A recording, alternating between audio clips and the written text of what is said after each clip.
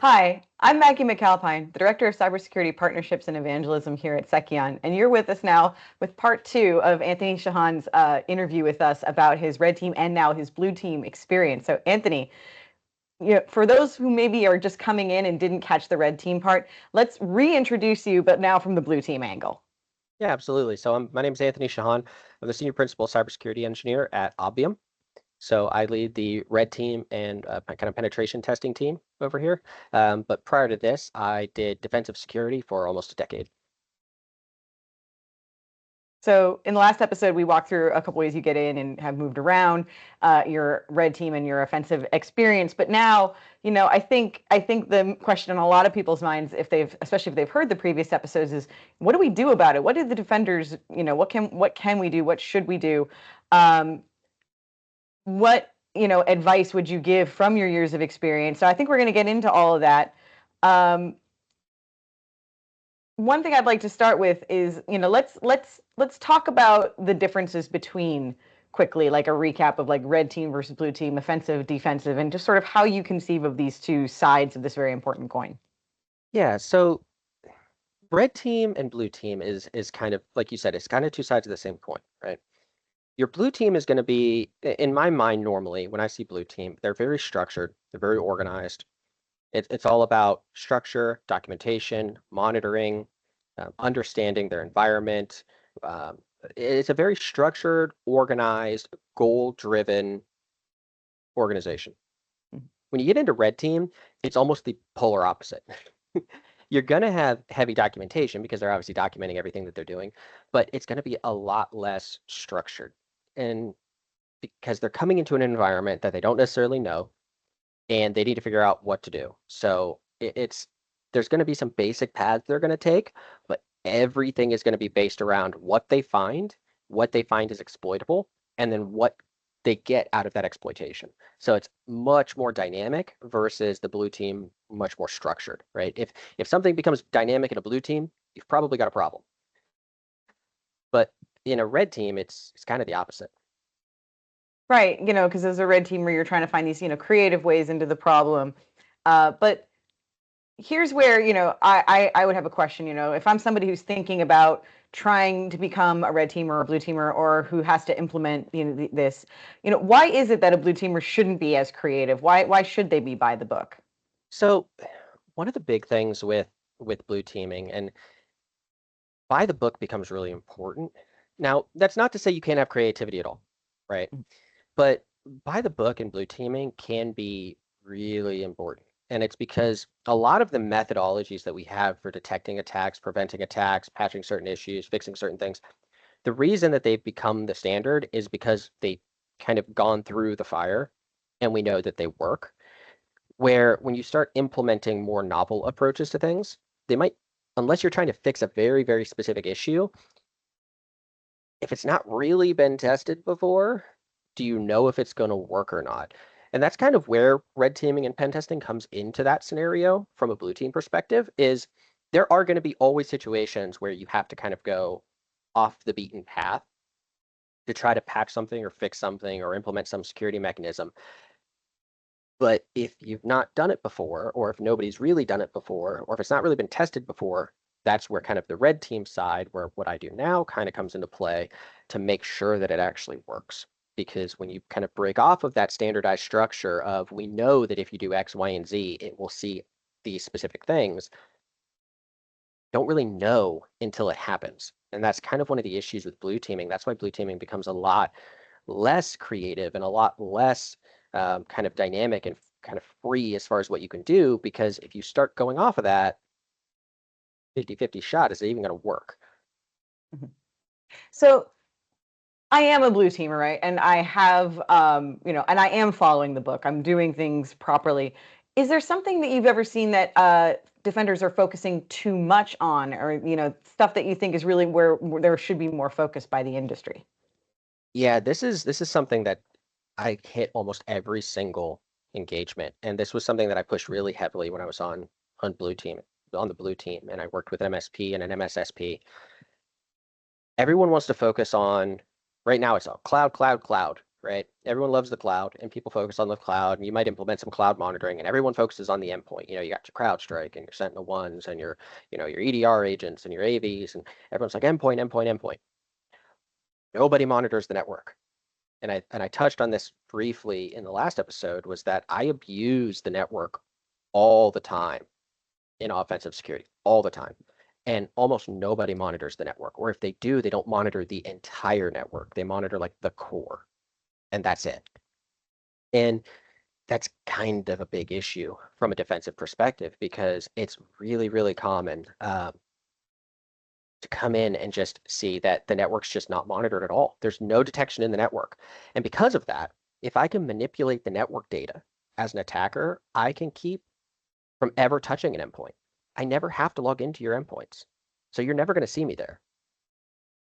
So if I can compromise your entire network and get domain admin permissions and steal all your files, and I never have to log into one of your endpoints, you're never going to see me from your CrowdStrike or your Sentinel-1 or your Silence, or pick one. It's never going to see me, because I'm not touching the endpoint, I'm touching the network. And that's actually one of the big areas where we utilize Seceon, actually.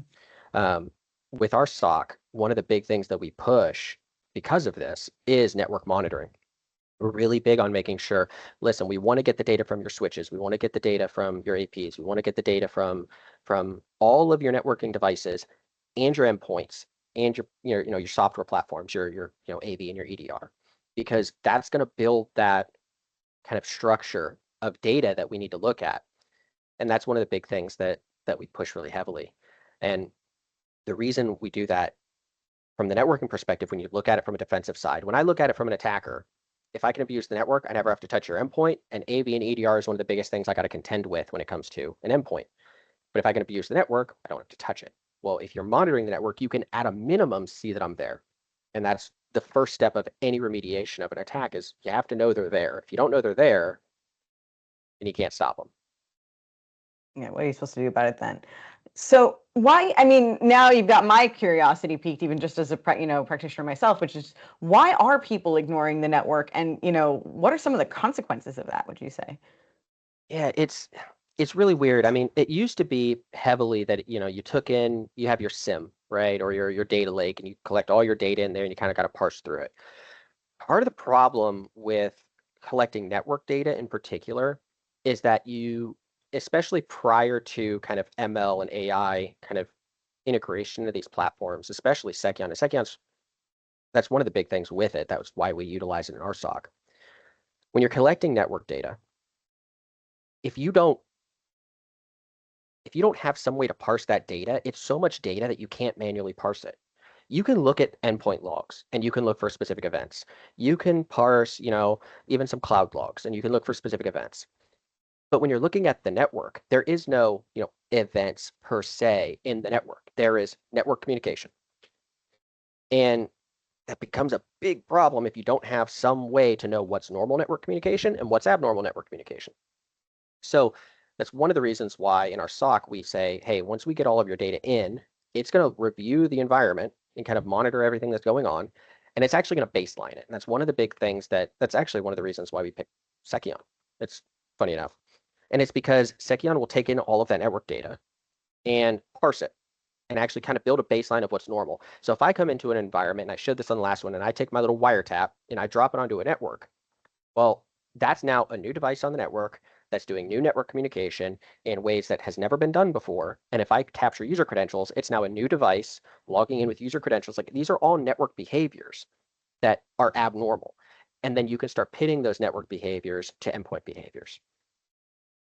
And that's where you get the goal. That's the goal of the detection, right? Is when you're looking at network communication. And I think for a long time, nobody did that because there was no effective way to parse all of that network data and build like really a true model of what's normal. It really became, tell me if these devices connect to this port, and that was it. Like, you had to build static rules around this stuff. And once AI and machine learning, these algorithms could start doing that for you kind of automatically and just tell you what's normal in your network and then flag you based on abnormalities, and it would just kind of consistently update in the background. You didn't have to manually go in and do this. Monitoring the network became a lot heavier. But because now we're trying to backhole that into very large, complex networks, it can be a lift because now you got to go into all of your switches. You got to configure logs and flows for all your switches, point them all to a collector, and it just becomes a workload that people have to do. And a lot of times people go, well, why am I doing this? Because they don't understand what an attacker can actually do on the network. And that's one of the unfortunate big segments between or separators between blue team and red team is that it's super common that a blue teamer and a red teamer has never been in the other person's shoes. That's very common. People will get into security and they will go directly into red team or directly into blue team, and that's almost where they stay a lot of the time. And because of that, the blue teamer doesn't always know exactly what the red teamer can do, and the red teamer doesn't always know how the blue team is going to detect them, unless you've been in the opposite or you just have a lot of experience in that realm. Yeah, and that's where your experience is actually quite rare, that you have such depth of experience with both sides. Yeah, I did defensive work for almost a decade. It was about 9 years before I got into kind of dedicated offensive work. But even prior to that, I was doing pen testing while simultaneously doing defensive work. So Right. I could break into something and then turn around and implement the fixes for those things in another customer's environment. So it was kind of funny. But yeah, I mean, that's one of the biggest things. If you're not monitoring your network, there's a big, massive gap in your visibility that people just don't see because your firewall is not going to see something that's happening at your switch. Your endpoints are going to see something that's happening at your switch. And I would say that's the biggest gap that I see. And there's the human factor too. If you are that blue teamer who is used to going down your checklist and getting everything correct, maybe is this something you've been ignoring for years because there wasn't a good tool for it? Or am I off base there? No, that's it. I mean, that's kind of where it goes. If you've been in defense for a long time, you're like, well, I got AV and I got a firewall. You kind of like that was kind of the standard, right? You have your firewall that protects your perimeter, it segments your environment. You have your AD protecting your endpoints. Then you got your EDR protecting more advanced stuff and behavioral based stuff. And that was kind of where you were at. That was good, right? Maybe you have like Snort or something at the time, 10, 20 years ago. You have something like that was monitoring, abnormal behavior based on a rule set that you created. And a lot of people that have been in security since that was kind of the standard, and you really didn't have XDR as a phrase has only been around for what, the last, not even 10 years, maybe 6 years. Yeah, it's pretty minimal. So you're looking at these time frames and yeah, you see it as a buzzword, but you look at it and go, well, I already got AV and I got EDR and I got a firewall. What do I need? I'm good. Or even how to define the buzzword, is quite recent, as we've been narrowing down what does XDR encompass, what does that mean? Um, so yeah, I want to jump off of that into, so you have that depth of experience. You've been on both sides. What is one thing that you would tell, as the blue team side of you would tell the red teamer, as a tip, and like vice versa, would you say? Oh, that's a good one. That is a good one. So from the red team to the blue team, if I could go back and tell my old self, it would be implement monitoring, especially of the network, early. Don't wait until you're mature. Don't do the whole, well, I need to like get my stuff going first. And no, implement security from the start, like from the get-go, the whole gambit. Don't wait and say, well, I can't do that right now, or well, I don't need that right now. Yes, you do. Yes, you do. Most breaches don't happen because an organization is specifically targeted. Yes, it does happen in large organizations and advanced APTs. Most of the time, they came across a set of credentials in a data dump somewhere and they tested them and they worked and there was MFA on it. So they just go research the person, find their stuff, and they social engineer them and get in. They're not specifically targeting you. You just got caught in the net. So the whole idea of like, we can't be targeted. No, you 100% can be targeted, and they will use the same type of attacks that they use on big companies on you. And if they work on the big companies who have millions of dollars to spend on security, they're probably going to work on the smaller company too. And then kind of the reverse of that one's fun because Mhm. the problem is because I started in blue team and went to red team, I kind of know all the shortcuts, right? And that's part of the problem.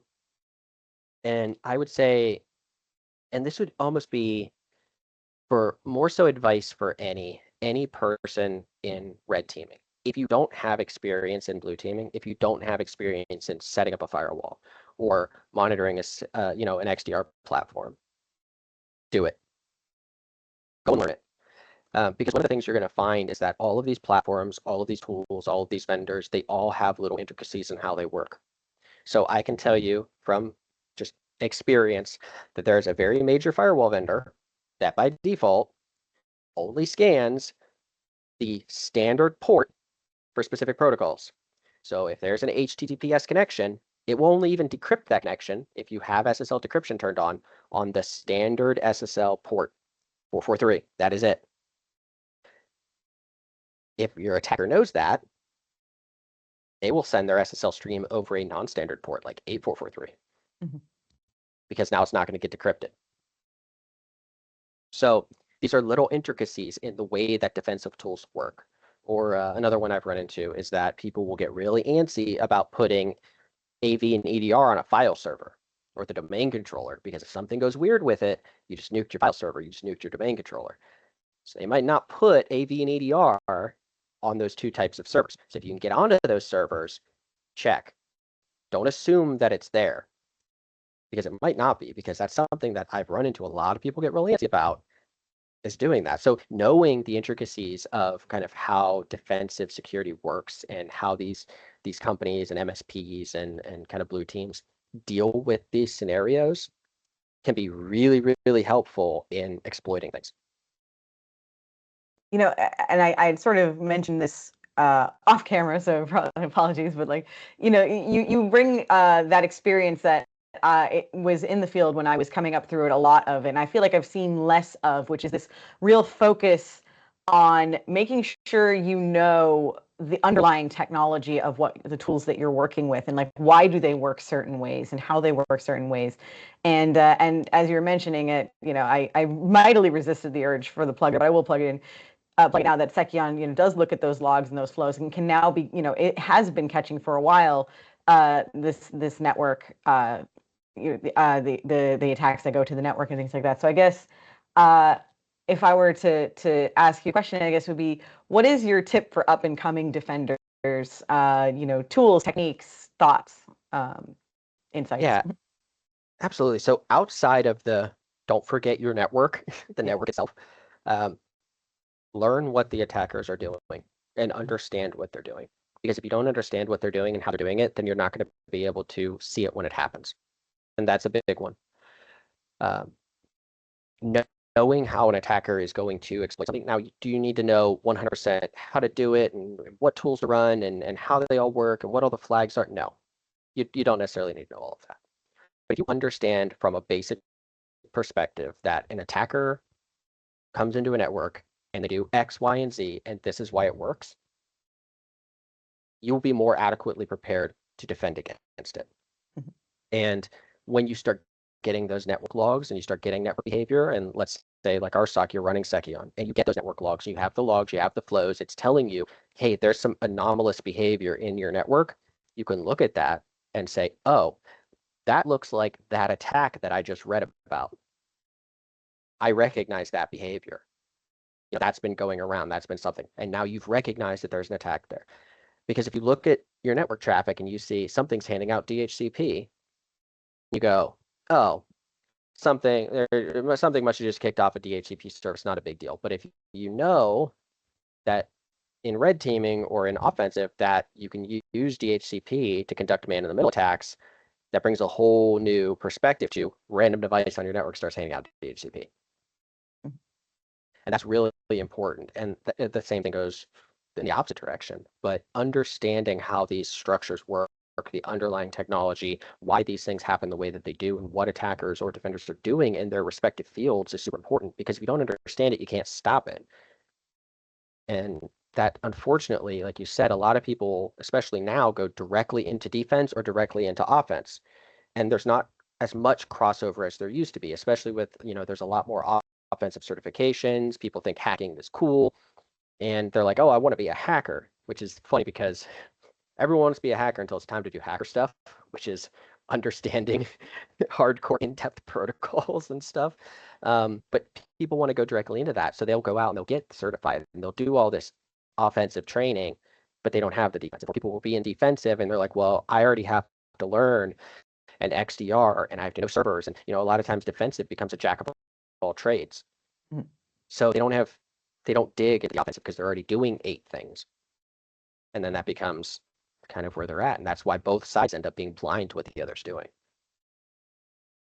Yeah, and it's just it's an insight that you really just can't replicate from the sound of it is understanding what your counterpart has to do, what they're doing.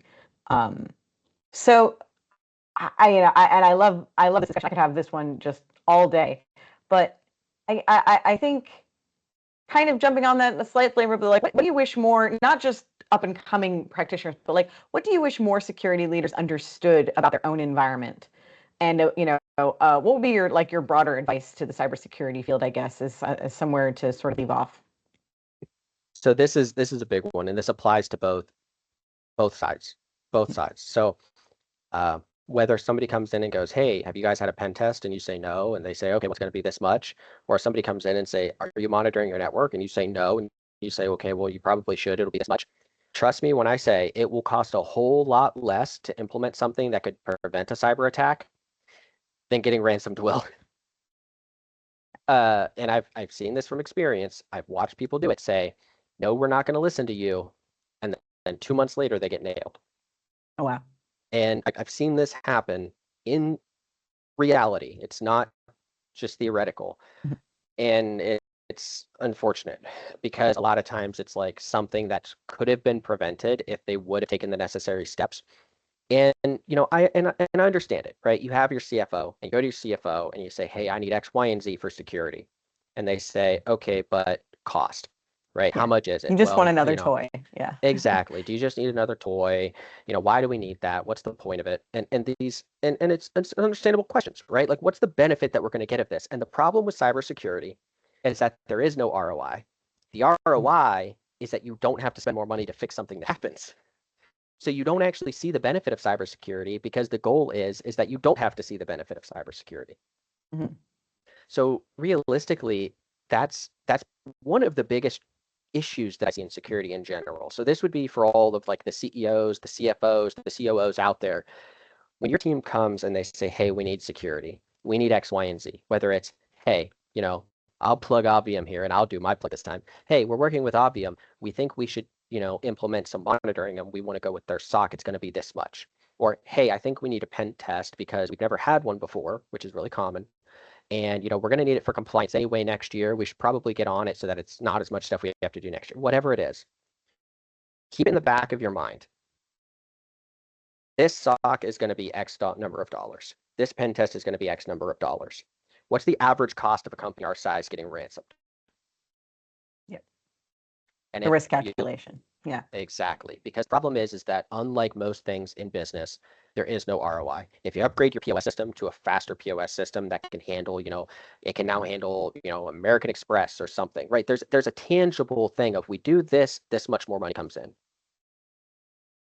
Security is the opposite. It is we spent this much money, so we hopefully don't have to spend this much money if something happens. And you have to change your perspective from most of the things that you're going to see in business when you look at the kind of risk analysis on security in particular. Yeah, preventing loss versus gaining something. Exactly. Though it's worth remembering, of course, that on the attacker side, they are the sales guys. They are the people bringing in the money. So oh yeah, that's another inequality, I think, between the defender and the attacker is, for the, ransomware as a service in Russia or wherever, somewhere, the guy who's attacking your company, he is bringing and successfully ransoming it, is empowered and lauded kind of the same way that people who would bring in the profit is on a company here, and given resources like to that effect. So you are not, it's asynchronous in many unfortunate ways, and one of them is that cybersecurity so often has to defend itself, with justify itself, rather, is the word I was looking for, which the attackers don't necessarily have to do that. oh yeah, no, and I've heard you say it before, and it was the attackers only have to be right once. The defenders have to be right all the time, and it's really true. So you want to give your team the best likelihood to be right all the time, and if they are wrong, you want to make sure that that instance where they're wrong gets found as fast as possible, because you don't always have to keep an attacker out, because sometimes it's not possible, right? 0 days pop up, undetectable malware pops up. But if you can make an attacker's life as miserable as possible, they will slip up at some point. And I jokingly say it that way, but it's true. If I'm pounding my face off a keyboard trying to get into your network, I'm going to just keep trying things until I find something that works. And yeah, you're going to try to be quiet, but you're going to leave traces that you're there. And the more traces you leave, the higher likelihood you get caught. And that's really where the defense kicks in, because yeah, you might have not caught me get in because I used some way that's not been seen before. Mm-hmm.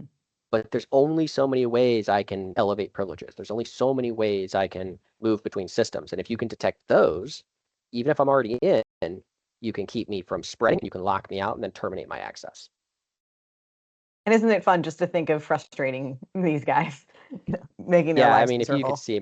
If you could see me sometimes when I'm in a very secure network and I'm just sitting there just pounding my face off my keyboard, like, why isn't this working? It's true. And I've run into some extremely secure networks and I've still broken into them, and it only takes once. It only takes one thing to not get seen. And that's why monitoring your entire infrastructure, your cloud, your endpoints, your network, making sure that your tools are in use, making sure that you're collecting the data, making sure that if you don't have the capability to do these things, bring somebody in who does. That's why companies like ours, like Obvium, exist, right? You might not be able to hire a team of 5 to 7 people to be your, security team. It might not be in the budget, but if you can outsource it, right? Just whatever you do, make sure you're monitoring, make sure you're taking those steps to try to protect your environment, because I can promise whatever the cost is to implement the security mechanisms will be cheaper than what you have to do to recover if something happens. Absolutely. And I was just about to invite you to do your last plug for Obvium, our very extremely valued partner here at Seceon. Is there anything you wanted to add to that, Anthony? No, yeah, I mean, if you need anything security-wise, feel free to reach out to Obvium. We do, obviously, SOC as a service, I've referenced that, but we do pen testing and assessments, social engineering engagements. We have our ASD program, which is kind of a continuous threat monitoring program to monitor your network in between your pen tests. And then we also have our vCISO services to help you with any of your compliance needs, so getting you spun up on just your cyber maturity in general, or if you're trying to get CMMC or NIST or PCI or whatever certifications and compliances you need to start working on, we can help you there as well. So feel free to reach out if anybody needs anything. Yeah, and you use Seceon, so of course you have incredibly good judgment and taste. Absolutely. Thank you so much for coming on our show, Anthony. I think this has been a fantastic episode. We really appreciate you coming on. No, thank you for having me. Appreciate it.